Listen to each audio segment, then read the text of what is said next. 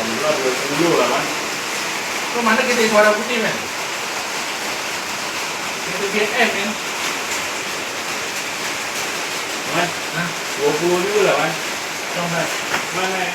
2, 4, 6, 8, 10, 12, 14, 16, 18, 20 betul. Assalamualaikum tuan-tuan dan puan-puan. Syukur Alhamdulillah kita berada di rumah customer saya ni. Saya nak buat site visit, nak buat kerja-kerja rewiring. Sebelum ni rumah ni ada kes terbakar agaknya ni, dilarang melintas. So kita nak cek bahagian dalam dulu.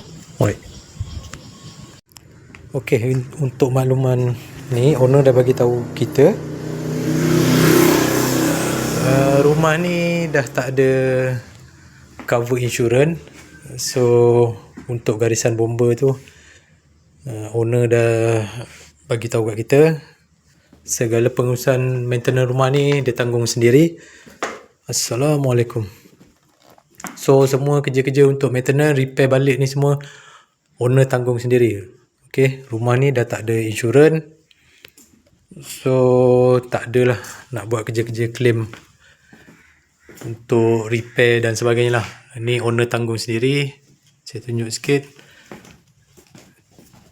Tadi saya tak bawa lampu, lupa. Ni saya dah bawa lampu. Ok, ni DB asal, ni DB lama dia. Boleh nampak? Saya tak sure punca dia daripada mana. Tapi ni semua hitam ni ni jelaga. Ni kesan air bomba dapat padam.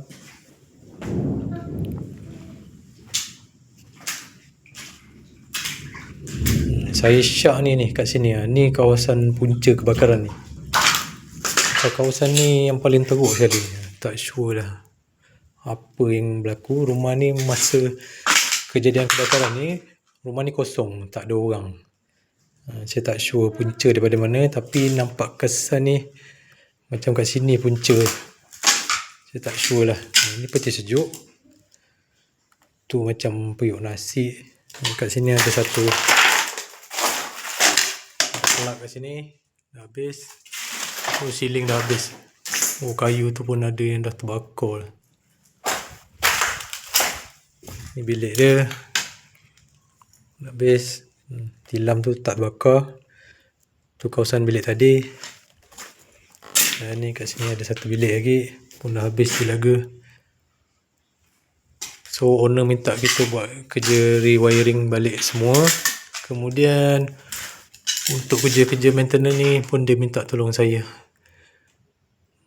mencarikan kontraktor. InsyaAllah hari ni saya tunggu kontraktor datang untuk deal buat bangunan ni. Dia minta kita naikkan sikit bangunan ni, kemudian bumbung tu tukar kepada zinc.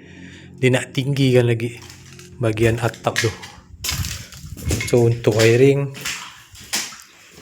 saya buat kerja-kerja wiring saja. Tapi insyaAllah saya akan saing sekali dengan kerja-kerja tukang nanti, insyaAllah. Okay, alright.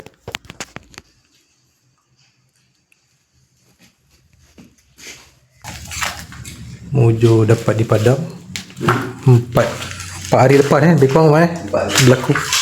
Allah Akbar. Dita pintas, DB pun, DB old school, DB lama. Ini semua habis, hangus.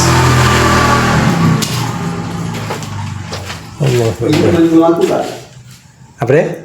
Tu elok lagi tu. Bangku tu elok lagi tu, boleh guna tu. Boleh letak depan tak? Boleh. Habis bakar. Hujung sempat dipadam, tapi wiring semua habis dah, kena buat rewiring baru. Allah Akbar.